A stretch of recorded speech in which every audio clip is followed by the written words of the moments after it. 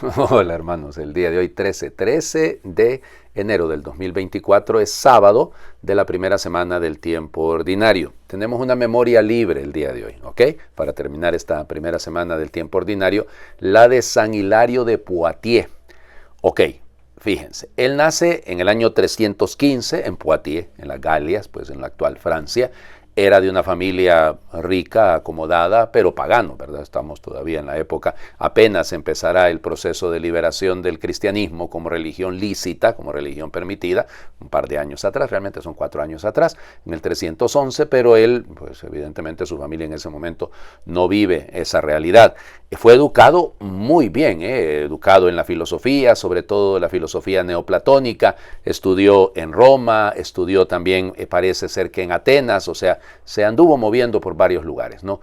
Y gracias a Dios, fíjense, no se contagió con las prácticas, no sé cómo llamarle, las actitudes de los estudiantes de su época, que paganos pues tendían más bien a ser disolutos, ¿no? A vivir una vida bastante libertina, pero él no, fíjense, o sea, a pesar de todo el ambiente en el que se fue desarrollando, pues no, él siempre se conservó una persona ética, una persona correcta, y pues resulta que por su afán de la búsqueda de la verdad, si había algo que le chocaba a él, era ese hecho de tantos dioses, ¿no? Y leyendo la Biblia, entonces cae en cuenta de que no.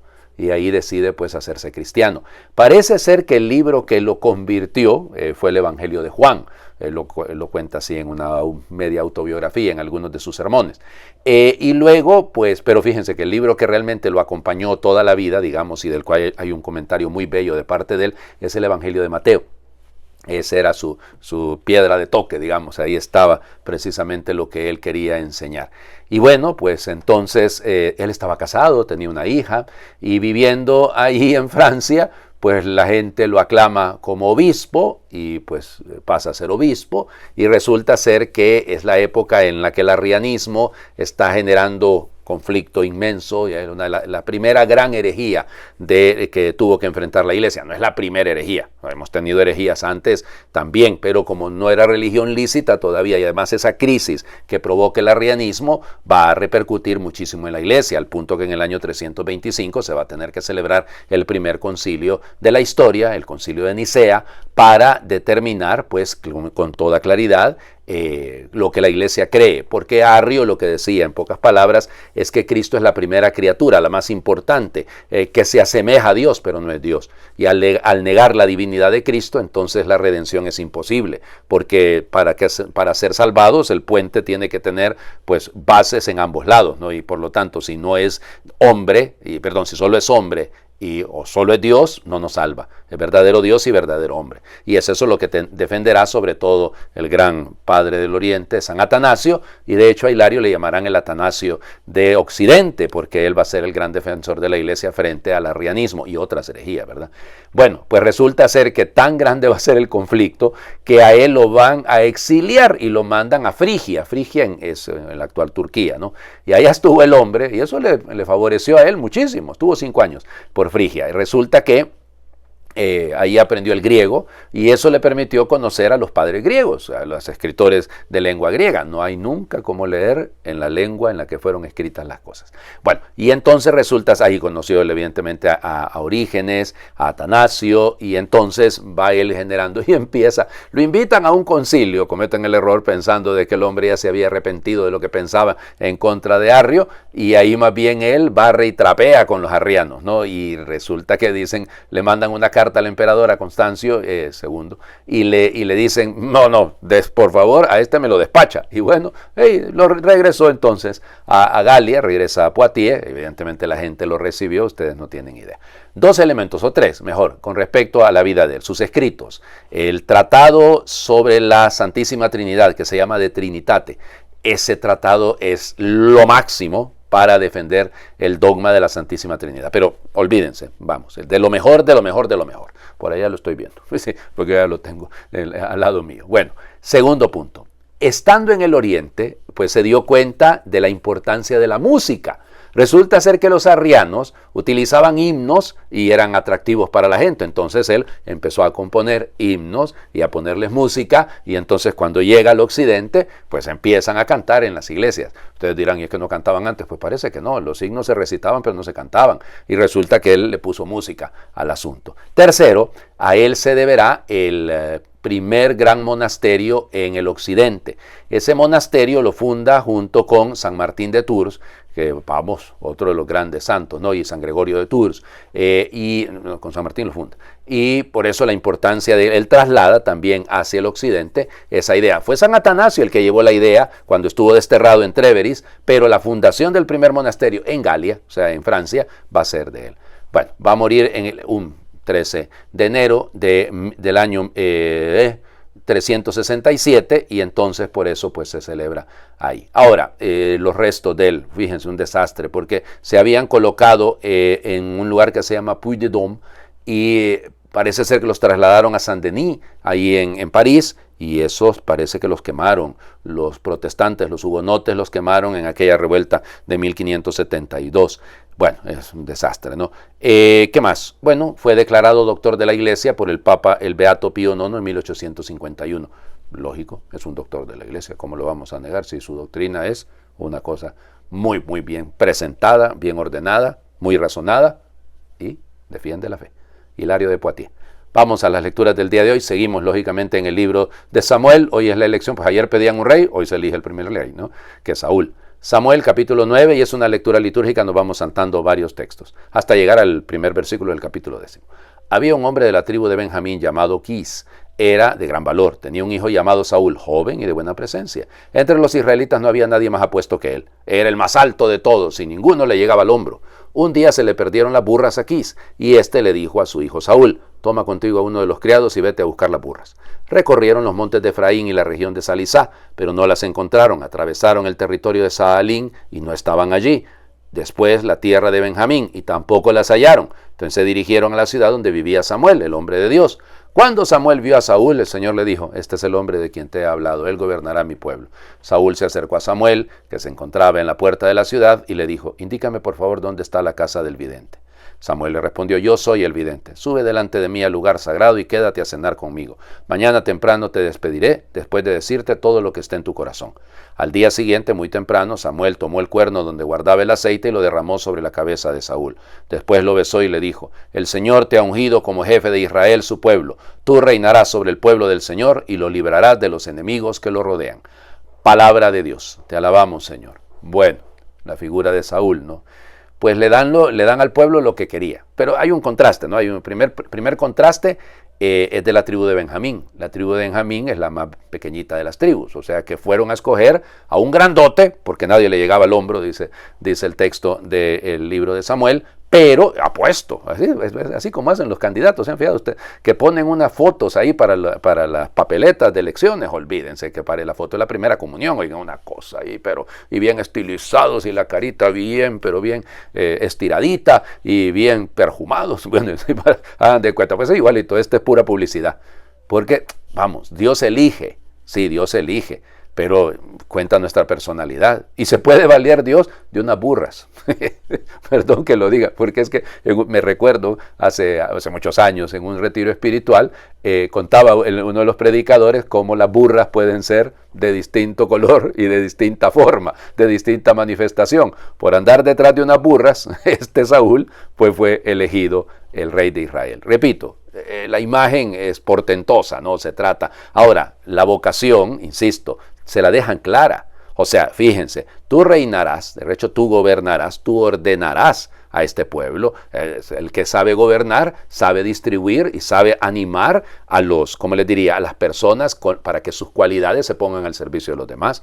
Esto también es gobernar, ¿no? Es buscar las personas apropiadas y ponerlas para que haya buena música, para que haya una sinfonía, ¿no? Para que efectivamente todo trabaje en función de, así yo voy a poner, así como hacen los de los gobiernos, ¿no? A mis amigos, y ponen allá un atajo de gente que no tiene preparación ni nada, sencillamente porque han sido seguidores, se han puesto afiches por aquí o por allá, o porque han sido los que más han gritado en los mítines políticos. Pues no, pues eso no es la elección. Saber gobernar, ¿no? Y luego, librarás al pueblo de los enemigos que lo rodean. O sea, es ir al frente, ¿no? Es dar la cara en función del pueblo, no aprovecharse del pueblo, servir al pueblo. Saúl, esa es su vocación. Pero, ya les digo, el problema es su personalidad. Dios elige, sí, pero a veces nuestra personalidad se mete en medio, ¿no? Vamos al Evangelio, otra vocación, otro llamado. Marcos capítulo 2, versículos del 13 al 17. En aquel tiempo Jesús salió de nuevo a caminar por la orilla del lago. Toda la muchedumbre lo seguía y él les hablaba. Al pasar vio a Leví, Mateo, el hijo de Alfeo, sentado en el banco de los impuestos y le dijo, sígueme. Él se levantó y lo siguió. Mientras Jesús estaba a la mesa en casa de Leví, muchos publicanos y pecadores se sentaron a la mesa junto con Jesús y sus discípulos, porque eran muchos los que lo seguían. Entonces unos escribas de la secta de los fariseos, viéndolo comer con los pecadores y publicanos, preguntaron a sus discípulos, ¿por qué su maestro come y bebe en compañía de publicanos y pecadores? Habiendo oído esto, Jesús les dijo, no son los sanos los que tienen necesidad de médicos, sino los enfermos. Yo no he venido para llamar a los justos, sino a los pecadores. Palabra del Señor. Gloria a ti, Señor Jesús. Bueno, la vocación de Leví. Fíjense, Marcos es el único que lo llama Leví y es el único que lo llama el hijo de Alfeo, porque de hecho Lucas va a decir Santiago, el hijo de Alfeo. Es interesante esto, ¿no? De hecho, eso ha generado un conflicto en la interpretación. Incluso algunos dicen por qué no aparece en el mismo Marcos, en el capítulo 3, que ya lo vamos a leer en algún tiempito, ¿cómo se llama? En la lista no aparece Leví, aparece Mateo. Y entonces aquí, ¿qué pasa? ¿Es el mismo personaje? La crítica textual, o sea, los expertos dicen que sí, porque a ambos los llama, en Lucas y en Mateo, los llama directamente del banco de recaudador de impuestos, que aquí también hay otra cosa. Pero veamos el texto rapidito. Primera cosa, Jesús de nuevo sale a la orilla. La orilla es el lugar de las vocaciones, la orilla del lago, del Tálasos, del mar, es realmente el mar, ¿no? Así se llama, el mar de Galilea.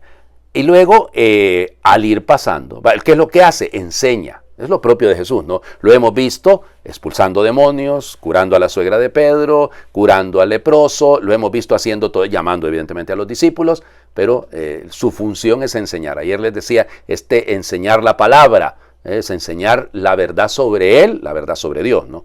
Luego, al pasar, ve a Leví, que está en el banco de impuestos. Ok, ¿qué es lo que pasa? Que Cafarnaúm está en el camino de la Vía Maris. La Vía Maris era la ruta que venía desde Damasco, pasaba por Galilea, pasaba por Cafarnaúm y llegaba hasta Cesarea Marítima. Entonces, esa Vía Maris era una vía comercial. Por eso era muy probable que lo que había ahí era mesas de impuestos, sí, pero de aduanas. La otra cosa, que por eso les digo, a veces cuando escuchamos las predicaciones hay que tener cuidado, ¿no? Galilea no está dominada en ese momento por los romanos. Judea sí, ahí están los procuradores, Pilato y todo aquello, Festo y Félix. Bueno, perfecto. Pero en Galilea no, Galilea está controlada por Herodes Antipas. Así que por lo tanto los impuestos que se cobran en esa aduana, esos telones, así es el término para referirse a los publicanos o a los recaudadores de impuestos, los telonoi, no es para los romanos. No son colaboradores de los romanos, son funcionarios del rey, que en este caso es Herodes Antipas, insisto, el hijo de Herodes el Grande. O sea que cuando es que son, por eso los miran como mal. Los miran mal y siempre los van a relacionar como pecadores públicos, porque claro, se trata de, fíjense que los van a equiparar con los pornoi, es decir, con los que cometen pecados de orden sexual, ¿ya? O bien con las personas como los ladrones y demás, porque había algo de eso. Porque efectivamente algo de ese dinerito caía al final en sus bolsillos por casualidad. Jesús pasa, lo llama, él se levanta, anástasos, el verbo resucitar, se pone en pie y vamos, claro, porque le cambió la vida. El que estaba muerto, dependiendo de lo material, ahora aprende a vivir porque camina siguiendo a Jesús.